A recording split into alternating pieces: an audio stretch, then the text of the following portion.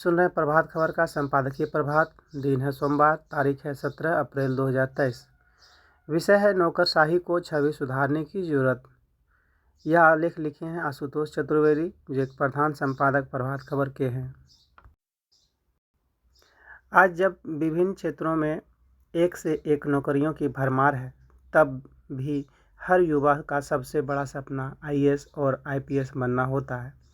UPSC में जिनका चयन होता है, वे कड़ी मेहनत और प्रतिस्पर्धा में अपना मुकाम हासिल कर पाते हैं। किसी युवा के प्रशासनिक सेवा में चयन पर बधाइयों का तांता लग जाता है, पूरे परिवार का नाम रोशन हो जाता है। जाहिर है कि वर्षों के कड़ी परिश्रम और योग्यता के आधार पर ही प्रशासनिक सेवा में चयन हो पाता है। लेकिन कुछ समय से विभिन्न राज्यों से आ रही आईएएस और आईपीएस अधिकारियों के भ्रष्टाचार की खबरों को देखकर मन खट्टा हो जाता है। ऐसा नहीं है कि सभी नौकरशाह बेईमान हैं, लेकिन पुरानी कहावत है कि एक मछली सारे तालाब को गंदा कर देती है। खबरें अफसरशाही और नेताओं के साठगांठ की भी सामने आती हैं। एक दौर था जब ब्यूरोक्रेट राजनेताओं को कानून सम्मत रास्ता बताते थे, लेकिन अब परिस्थितियां बदली हैं और देखने में आ रहा है कि अनेक मामलों में नौकरशाही ही उन्हें भ्रष्टाचार के तरीके सुझा रहे होते हैं। यह स्थिति चिंताजनक है। यूपी में जब ऐसी स्थिति उत्पन्न हुई थी, तो इसका उपाय खुद आईएएस आईपीएस एसोसिएशन ने निकाला था। वे राज्य के सबसे अधिक भ्रष्ट नौकरशाहियों के नाम सार्वजनिक करने लगे। यह तो नहीं हुआ कि सब नौकरशाह पाक साफ हो गए, लेकिन उन पर बदनामी का एक दबाव जरूर रहता था। साथ ही लोगों के बीच भी उनकी छवि में सुधार हुआ था। बातचीत से पता चलता है कि आमजन के बीच नौकरशाही की छवि सकारात्मक नहीं रही है। अनेक अधिकारियों की तो पूरे राज्य में पहचान नकारात्मक बन जाती है। उनके तबादले और नए स्थान का चार्ज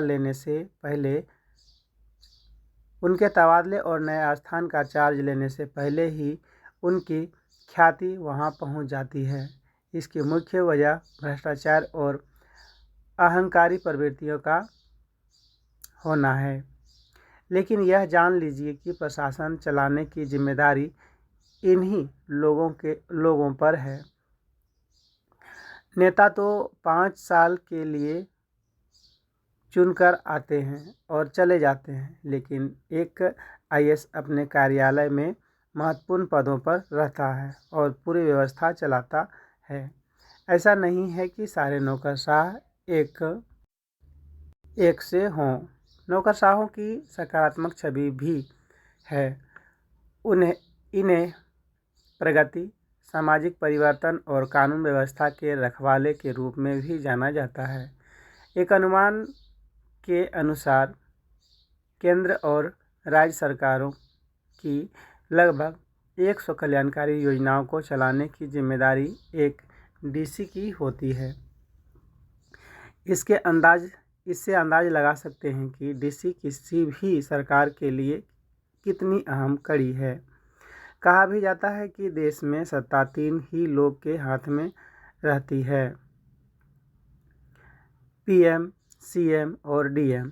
यह काफ़ी हद तक सच भी है। केंद्र सरकार ने नौकरशाहों की जवाबदेही के लिए कई उपाय बनाए हैं। पिछले वर्ष सभी आईएएस अधिकारियों को अपनी संपत्ति का विवरण देने और उनका स्रोत बताने के लिए कहा गया था। उपलब्ध सूचनाओं के अनुसार केंद्र सरकार के तमाम प्रयासों के बावजूद लगभग 6000 नौकरशाहों में से लगभग 150 अफसरों ने अपनी संपत्ति का वार्षिक विवरण नहीं दिया था। कुछ समय पहले सरकार ने भ्रष्ट नौकरशाहों पर सख्त रवैया अपनाते हुए उन्हें समय पूर्व ही सेवानिवृत्त करने का कदम भी उठाया था, लेकिन ये प्रयास भी बहुत कारगर साबित नहीं हो पा रहे हैं। सुप्रीम कोर्ट ने भी नौकरशाही के भ्रष्टाचार को लेकर गंभीर रहा है कुछ समय पहले 5 जजों की संवैधानिक पीठ ने कहा था कि अगर नौकरशाह के खिलाफ भ्रष्टाचार के मामले में सीधा सबूत न भी हो तो भी उन्हें सजा दी जा सकती है। तब परिस्थितिजन्य साक्ष्यों को आधार माना जा सकता है। Justice S.A. नजीर की अध्यक्षता वाली 5 सदस्यीय संविधान पीठ ने कहा था कि शिकायतकर्ताओं के साथ साथ अभियोजन पक्ष को भी ईमानदार कोशिश करनी चाहिए ताकि भ्रष्ट अफसरों को सजा दी जा सके तथा प्रशासन को भ्रष्टाचार मुक्त बनाया जा सके। अधिकारियों में पद के दुरुपयोग की प्रवृत्ति बढ़ गई है। उनमें संवेदना और मानवीय मूल्यों का अभाव साफ नजर आता है। अधिकारियों के पास से भारी नकदी बरामद होने के कई मामले हैं, लेकिन ऐसे भी अनेक अधिकारी हैं जिनका ध्येय जनसेवा है। कुछ अरसा पहले असम में बाढ़ के दौरान एक IAS अधिकारी कीर्ति जल्ली की कीचड़ में उतरकर लोगों की मदद करते हुए तस्वीर सोशल मीडिया पर वायरल हुई थी। इसकी लोगों ने खूब सराहना की थी।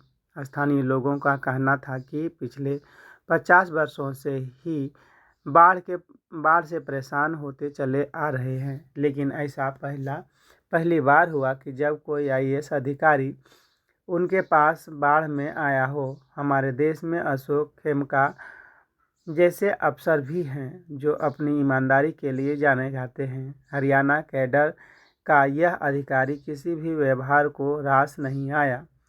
अरसा पहले अशोक खेमका ने रॉबर्ट वाड्रा के कथित भूमि सौदे उजागर किए थे, जिसके बाद उनका कई बार ट्रांसफ़र हुआ। सत्ता बदल गई, लेकिन वे किसी व्यवस्था में फिट नहीं बैठ पाए।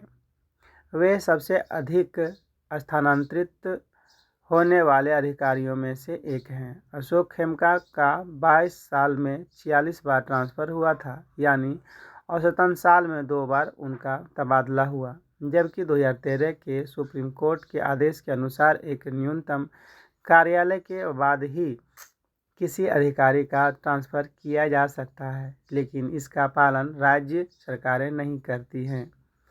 यह भी देखने में आया कि कुछ ईमानदार अफसर सत्ता पर आसीन लोगों से इतना परेशान हो जाते हैं कि वे केंद्र में प्रतिनियुक्ति ले लेते हैं। मुंबई में अवैध निर्माण के खिलाफ अभियान चलाने के कारण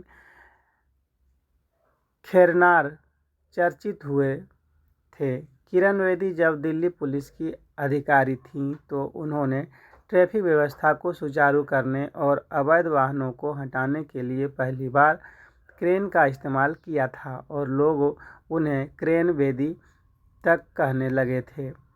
लेकिन अब ऐसे नौकरशाह उंगलियों पर गिने जा सकते हैं। सत्ता प्रतिष्ठानों को भी ऐसे अफसर पसंद नहीं आते हैं। नौकरशाहों और राजनेताओं के कार्यक्षेत्र स्पष्ट रूप से रेखांकित है और दोनों से देश हित में कार्य करने की अपेक्षा की जाती है। अधिकारियों को यह समझना होगा कि उनको यह स्थान उनकी योग्यता के कारण मिला होता है और वे किसी भी राजनीतिक दल के चाकर नहीं हैं। उनकी पहली जवाबदेही आमजन के प्रति है। नौकरशाहों का सम्मान बना रहे, इस पर उन्हें स्वयं गौर करना होगा।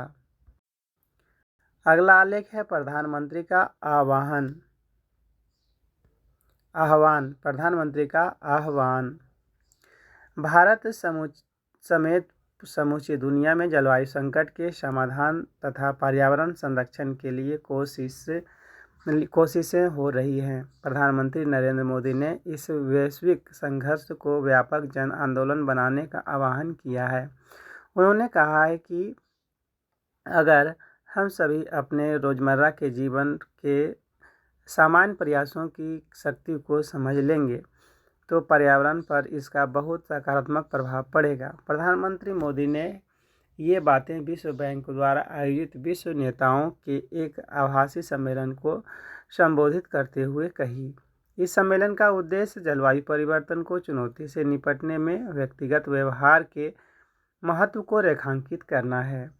धरती के बढ़ते तापमान को नियंत्रित करने, कार्बन उत्सर्जन को घटाने तथा स्वच्छ ऊर्जा के उत्पादन में वृद्धि करने की वैश्विक प्रयास जोरों पर है। जलवायु संकट को लेकर विभिन्न स्तरों पर बैठकें होती हैं, योजनाएं बनाई जाती हैं और उन्हें फलीभूत करने के लिए गतिविधियां होती हैं। इन कोशिशों के अच्छे नतीजे भी आने लगे हैं पर जैसा कि प्रधानमंत्री मोदी ने रेखांकित किया है, दुनिया भर में लोग संबंधित मामलों के बारे में सुनते रहते हैं और चिंतित भी होते हैं, लेकिन आमतौर उन्हें इस बात की जानकारी नहीं होती कि वे इन प्रयासों में क्या योगदान कर सकते हैं।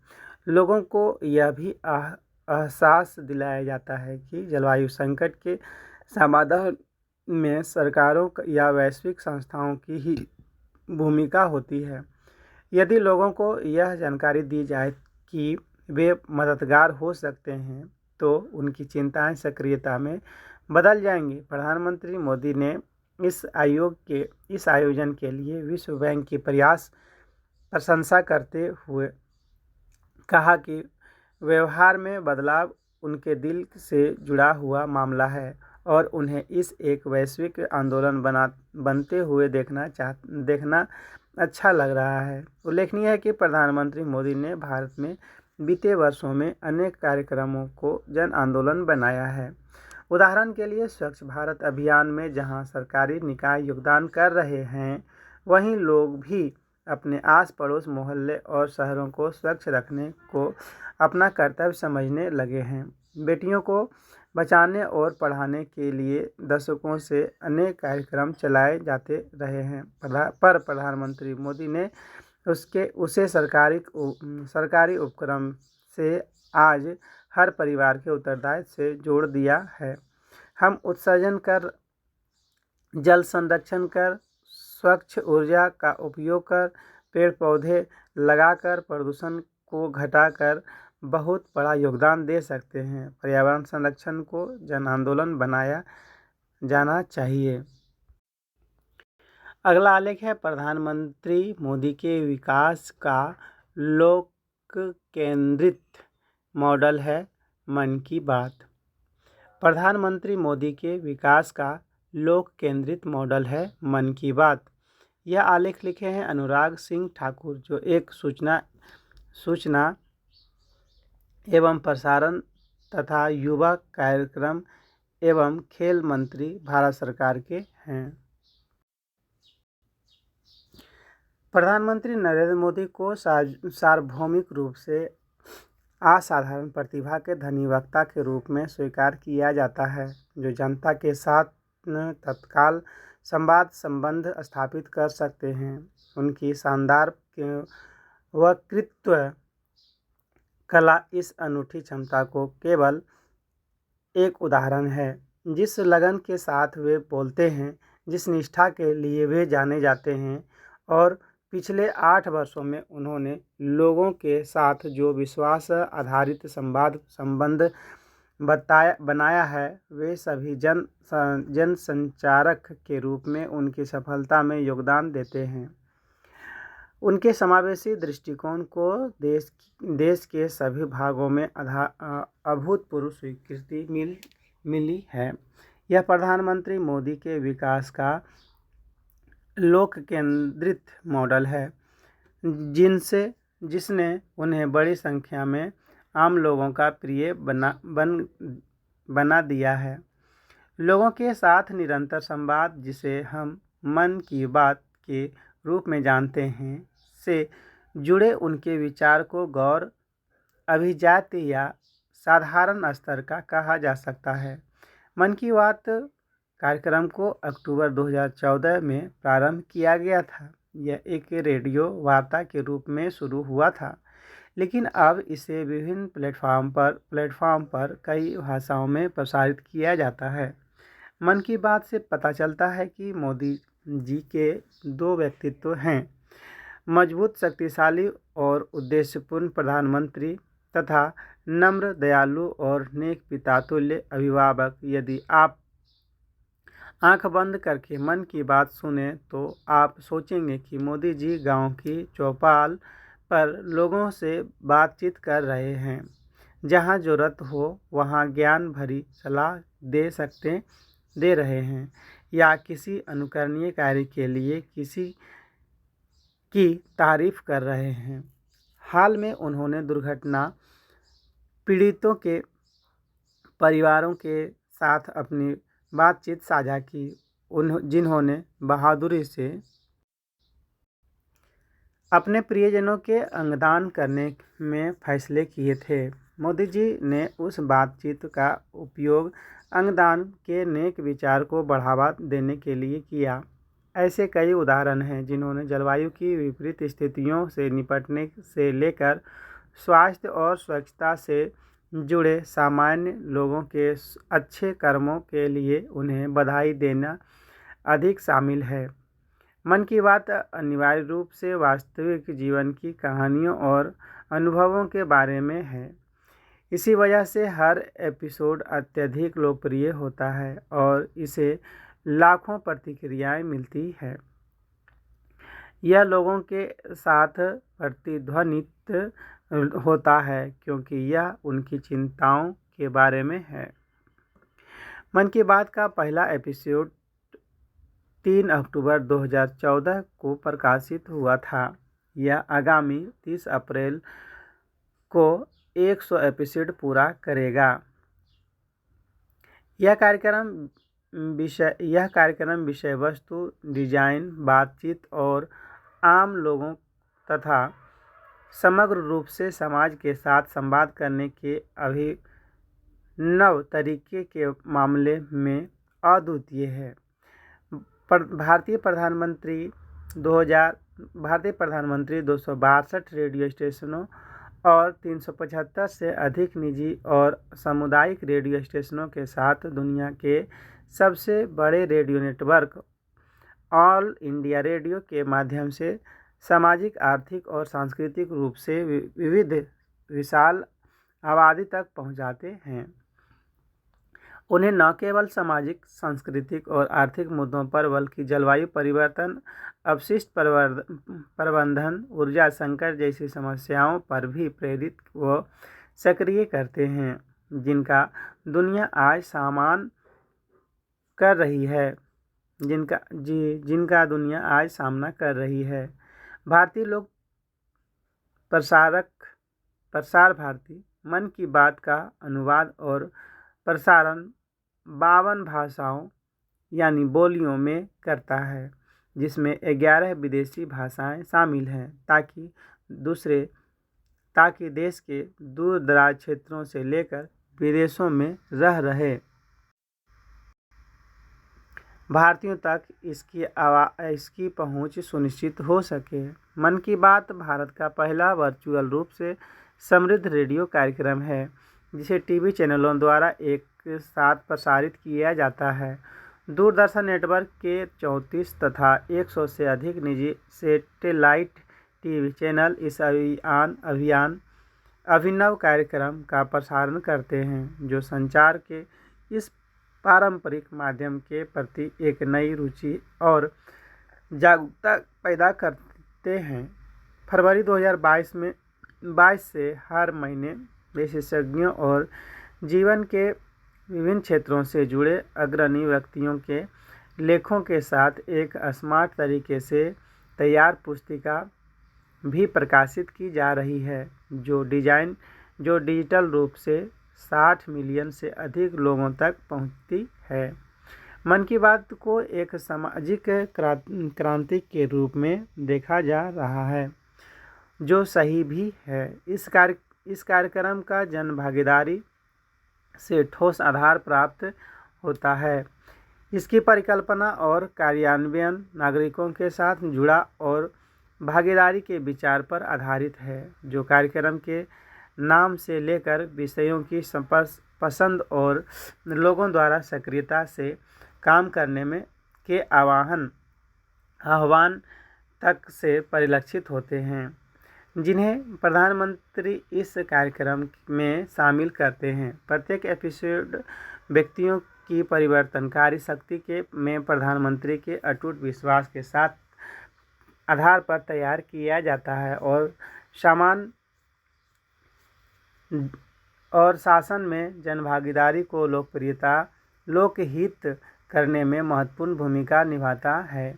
प्रधानमंत्री इस प्लेटफॉर्म का देश के लिए अपने दृष्टिकोण को साझा करने में उपयोग करते हैं और राष्ट्रीय निर्माण में सक्रिय नागरिकों की सक्रिय भागीदारी चाहते हैं। मन की बात का प्राथमिक उद्देश्य प्रधानमंत्री और नागरिकों के बीच सीधा संपर्क बनाना है। हर माह प्रधानमंत्री को लाखों पत्र मिलते हैं जिस पर वे कार्यक्रम के दौरान प्रकाश डालते हैं। कार्यक्रम के दौरान उनका लोगों से टेलीफोन पर बात करना भी असामान्य बात नहीं है। निर्वाचित नेताओं और जनता के बीच संचार का ऐसा तरीका लोकतंत्र और शासन में लोगों के विश्वास को मजबूत करता है। मन की बात के 8 वर्षों में अपने 99 एपिसोड सफल बनाने के क्रम में न केवल महत्वपूर्ण मुद्दों के बारे में जागरूकता पैदा करने का प्रयास किया है, बल्कि उन्हें सामाजिक और राष्ट्रीय हितों को लेकर कार्रवाई करने के लिए प्रेरित भी किया है। बदलाव लाने वालों की प्रेरक कहानियाँ इस कार्यक्रम की प्रमुख विशेषताओं में है, जो जीवन पर लगातार निस्वार्थ भाव से काम कर रहे हैं। मन की बात पूरे देश में समुदायों को शामिल करने वाले सामाजिक आंदोलन को उत्प्रेरित करने वाले जन आंदोलन के एक प्रभावी उपकरण के रूप में उभरा है। कार्यक्रम में प्रधानमंत्री द्वारा दिए गए सामाजिक संदेश कुछ ही घंटों में सोशल मीडिया ट्रेंड बन जाते हैं और कुछ ही हफ्तों में एक जन आंदोलन बन जाते हैं। स्वच्छ भारत अभियान, बेटी बचाओ बेटी पढ़ाओ, कोविड टीकाकरण और हर घर तिरंगा इसके कुछ शानदार उदाहरण हैं। मन की बात के 88वें एपिसोड में प्रधानमंत्री ने जल संरक्षण के महत्व पर प्रकाश डाला और नागरिकों से अपने इलाकों में अमृत सरोवर बनाने का आग्रह किया। कुछ महीनों के भीतर यह संदेश एक जन आंदोलन में परिवर्तित हो गया और देश में कई अमृत सरोवर तैयार हो गए, जो स्थानीय लोगों द्वारा सरकारी निकायों की मदद से बनाए गए थे। प्रधानमंत्री ने 92वें एपिसोड में नागरिकों के त्वरित प्रयासों की सराहना की तथा उन्होंने उत्तर प्रदेश के ललितपुर में भगत सिंह अमृत सरोवर और कर्नाटक के बिलकेरूर में अमृत सरोवर जैसे अनेक अमृत सरोवरों की चर्चा की।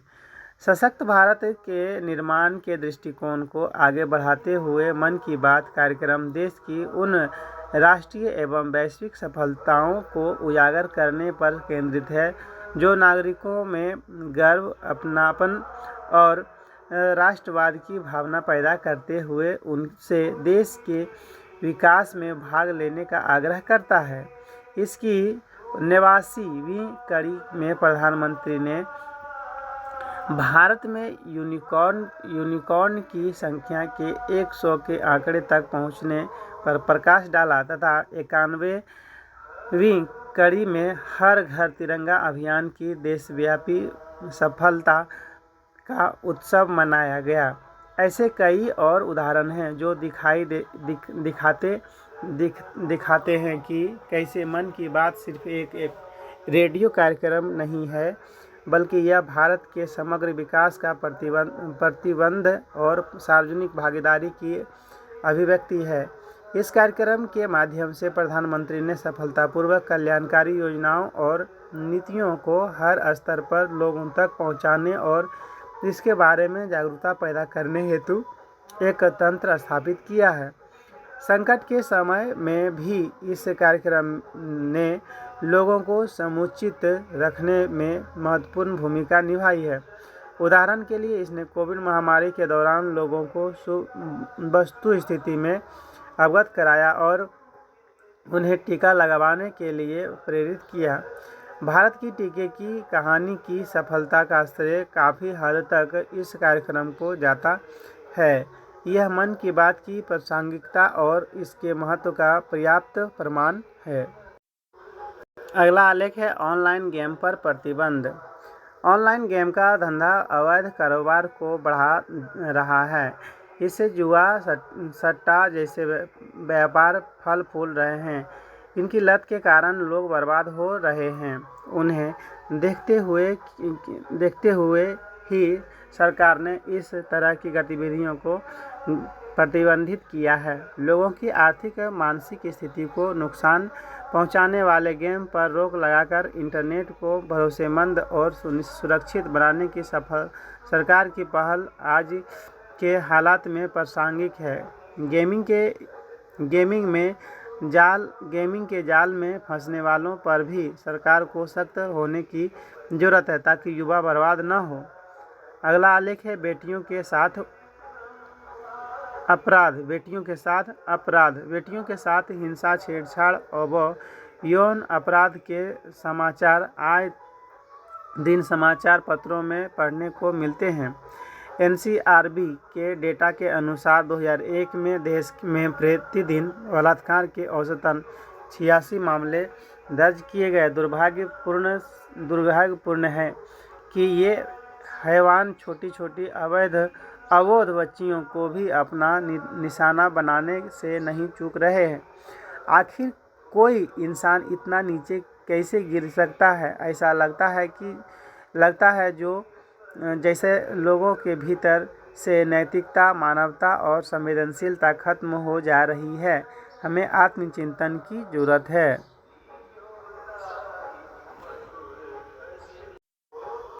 अगला आलेख है हाय उफ कोरोना फिर। यह आलेख लिखे हैं आलोक पुराणिक, जो एक व्यंकर हैं। कोरोना का हाल कुछ चैन स्नेचर टाइप अपराधियों जैसा हो गया है। नियमित अंतराल पर पुलिस घोषित कर देती है कि अब चैन स्नेचर टाइप अपराधियों का मामला खत्म हो गया। फिर चैन स्नेचरों का नया वेरिएंट निकल आता है। बहुत पहले गरीब और अनपढ़ किस्म के अपराधी चैन स्नेचिंग जैसे अपराध करते थे, पर अब कई चैन स्नेचर ऐसे मिलते हैं जो इंजीनियरिंग की पढ़ाई करते हैं और गर्लफ्रेंड्स को खुश करने के लिए सबसे वादा करते हैं कि उन्हें एप्पल फ़ोन गिफ्ट करेंगे। एप्पल फ़ोन अगर 20 गर्लफ्रेंड को गिफ्ट करना पड़ जाए तो बंदा चैन स्नेचर क्या विधायक तक बन सकता है। वे लेवल की कमाई करने के लिए शायद आगे भी चैन स्नेचर के नए वेरिएंट आते रहेंगे, कोरोना के नए वेरिएंट की तरह। ज्ञानी बता रहे हैं कि कोरोना का नया वेरिएंट है आर्कटुरस क्रेकन। नाम ऐसा है मानो हॉलीवुड की कोई ऐसा फिल्म हो जो एलियन की लाइफ पर आधारित हो। कोरोना के तमाम संस्करणों के नामों पर भी गहन शोध की जरूरत है। XBB1016 कोरोना के एक संस्करण का नाम है। यह 1.16 या 1.75 ऐसे हैं जैसे कोई ज्वेलर सोना तोल रहा है कि 1.16 की जगह 1.20 ग्राम चल गया तो मामला खराब हो जाएगा। ज्ञानी बात कर रहे हैं कि लेटेस्ट वेरिएंट फैलता तो बहुत तेज़ी से रहा है पर खतरनाक नहीं है, पर मसला यह है कि ज्ञानियों की बात पर हमेशा यकीन नहीं करना चाहिए। वायरस कितना खतरनाक है यह बात वायरस के अलावा किसी को भी नहीं पता। कभी कभी कोरोना वायरस मुझे एकदम थर्ड रेट टाइप एक्टर्स जैसे लगता है जो हर वक्त अटेंशन चाहती है। पर एक्ट्रेस लोगों के मामले में तो शुक्र है कि बंदा मरता नहीं है और अस्पताल में भी दाखिल नहीं होता। अटेंशन खींचू एक्ट्रेस को ही झेलना पड़े तो ठीक, वायरस भी अटेंशन खींचू हो जाए तो आफत है। वक्त पेचीदा हो गया है। जापान में ऐसी खबरें आ रही है जैसी इंडिया के कई इलाकों में आती है। पाइप बम चल गया, हथगोले चल गए, गोलीबारी हो गई। खबरें हैं कि जापान में प्रधानमंत्री जब भाषण दे रहे थे तब बम फटा। जापान के एक और प्रधानमंत्री आतंकी वारदात में मारे गए थे। जापान में एकदम गेम्स ऑफ वासेपुर टाइप मामले दिख रहे हैं। क्या इसे हम ग्लोबलाइजेशन कह सकते हैं? भारत का वासेपुर जापान जा रहा है, अफगानिस्तान का तालिबान पाकिस्तान आ रहा है। दुनिया भर में अपनी आर्मी का ढोल पीटने वाली पाकिस्तान के जनरल कर्नल आखिर क्या कर क्यों नहीं पा रहे हैं कुछ? जी इसलिए कि जब सब आटे की लाइफ में लगे हैं, आटा लाएंगे तब दूसरा काम होगा। अगला आलेख है क्रोध पर नियंत्रण। आज समस्त विश्व में सभी गुस्से में दिखाई देते हैं, पर क्यों हम सब इतने गुस्से में हैं? किस बात का गुस्सा है हमें? सामान्य रूप से जिन कारणों से हमें क्रोध आता है वह है कुंठा, मानसिक उत्पीड़न या अत्याचार, निराशा या आशा भंग और कथित खतरों के हालात। इन सभी संभावनाओं का मुख्य स्रोत है हमारी अतृप्त उम्मीदें या इच्छाएं। अतः यदि हम इच्छा मात्रम अविद्या का पाठ पक्का कर लें, अर्थात अपनी इच्छाओं के ऊपर नियंत्रण पाने की विधि सीख लें, तो बड़ी सहजता से अपने गुस्से पर काबू पा सकते हैं। बुनियादी तौर पर हम क्रोध को दो तरीकों से अनुभव करते हैं। हम या तो अपने आप से क्रोधित रहते हैं या किसी व्यक्ति या वस्तु के प्रति हमारा क्रोध निर्देशित होता है। दुनिया में सभी क्रोध पर नियंत्रण के कई तरीके आजमाते हैं, परंतु उसमें सफल नहीं हो पाते हैं, क्योंकि क्रोध का कुशल प्रबंधन करना सहज गति से होने वाली रचनात्मक प्रक्रिया है, जिसमें सांप भी मरे और लाठी भी ना टूटे, इसका बड़ा ध्यान रखा जाता है। हम सभी इस तथ्य से अवगत हैं कि मानव सोच प्रक्रिया अविश्वसनीय रूप से तेज से चलती है। जैसे में स्वाभाविक रूप से क्रोधवश हम किसी बड़ी दुर्घटना का शिकार बन जाते हैं, इसलिए क्रोधवश कुछ बोलने या करने से पहले अपनी क्रोध की भावनाओं को पहचानें और उन्हें स्वीकार करें। क्रोध के लक्षण एवं कारण को पहचानें। उस परिस्थिति से बाहर आने के लिए एकाधिकार विकल्पों पर विचार करें, उनके संभावित अंत परिणामों के साथ सर्वश्रेष्ठ विकल्प चुनें, उसे अमल में लाएं और उसका पालन करें। पिछले कई वर्षों से वैज्ञानिक अनुसंधान से संकेत मिलता है कि नियमित ध्यान के अभ्यास से हम जीवन के महत्वपूर्ण परिवर्तन लाने में सक्षम बन जाते हैं। मानव मस्तिष्क इतना भी अपरिवर्तनीय नहीं है जैसा पूर्व काल के वैज्ञानिकों ने मान लिया था, अपितु हम हमारी भावनाओं एवं विचारों पर अधिक नियंत्रण रख पाने में सफल हैं। अतः ध्यान अतः ध्यान का अभ्यास हमें अपने भीतर की ओर मोड़ देता है। फलस्वरूप हम गहरी शांति के अनुभव में लीन हो जाते हैं।